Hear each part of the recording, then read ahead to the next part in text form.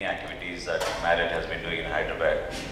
And it's also a great opportunity to be once again, it's pretty much almost like default nowadays when Chaitanya is doing a program, I'm somehow present on the dais. So it's a great opportunity to be associated with someone who's very forward thinking, who's taken up a cause which requires a lot of patience, and we have to overcome so many obstacles to organize an event like this. You know, I don't want to go into figures and into long drawn speeches about what should the role of youth be in taking India forward. I think it's about time that we realize that we have to transform what we are doing.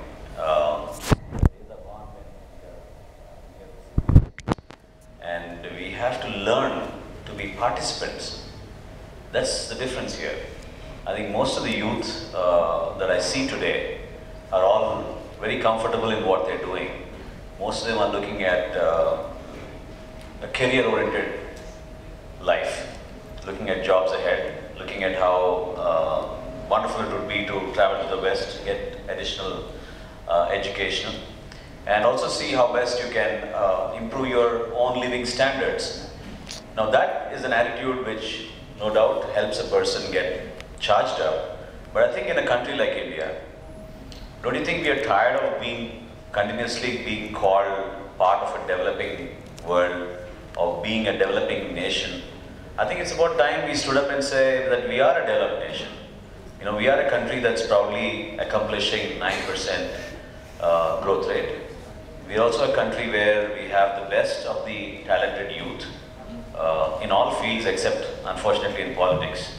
So my role, wherever I go, when I address young people, is to remind them of the days when, in the 1940s, when Mahatma Gandhi first thought about the independence movement.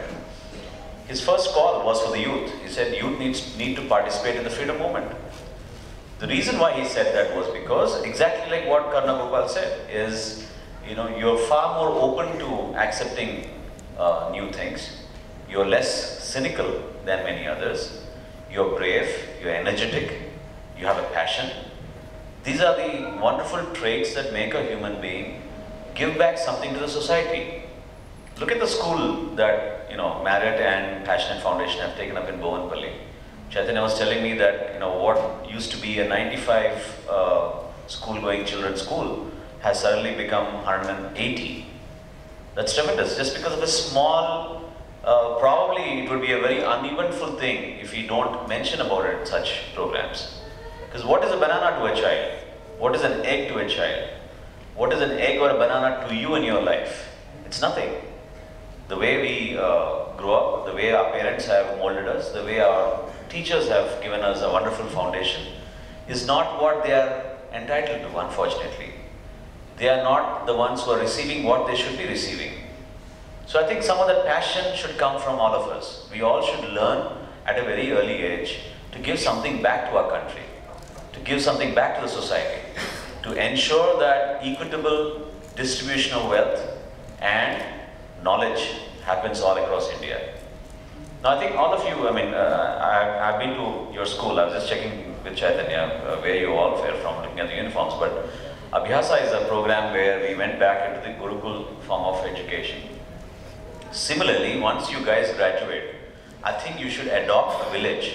You should adopt places in rural India where you and your knowledge can be of help to the future generations. That's very, very essential.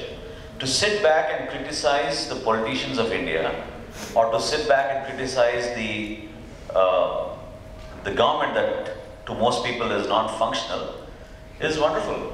But what is our contribution to make it different? And I'm once again emphasizing, let us not merely remain recipients. Let us become participants. Participant is someone who is willing to be part of the change, who's willing to learn from the process, who's also willing to come up and say, I'm willing to face obstacles, but I want something better for my country. That's the difference. Please don't just merely stand up and say, you know, oh, this is all part of what is happening in India and I'm not bothered, let me not even go to vote. How many young people go to vote?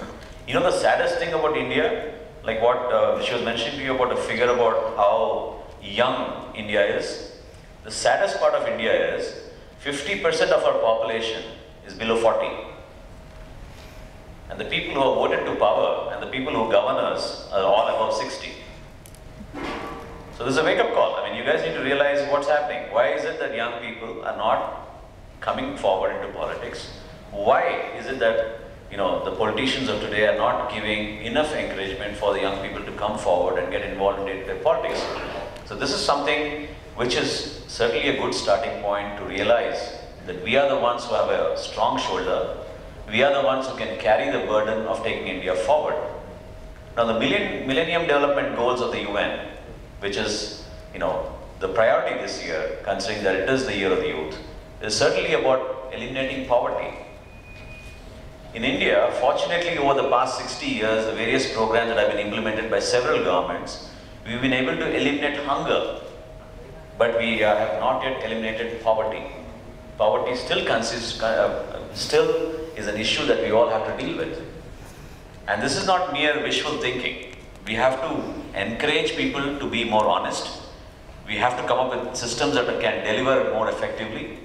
Most of the things are being wasted in the delivery mechanism, in the delivery system that we have in our country. All that needs to change.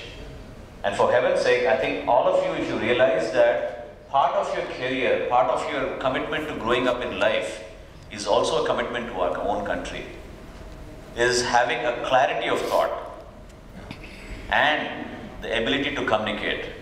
When I say communicate, I don't mean to say communicate from the business point of view. I'm saying you must stand up and talk. You must stand up and talk on issues, whether it's in your school or your college or your regular life. That is when you can start questioning how the government is working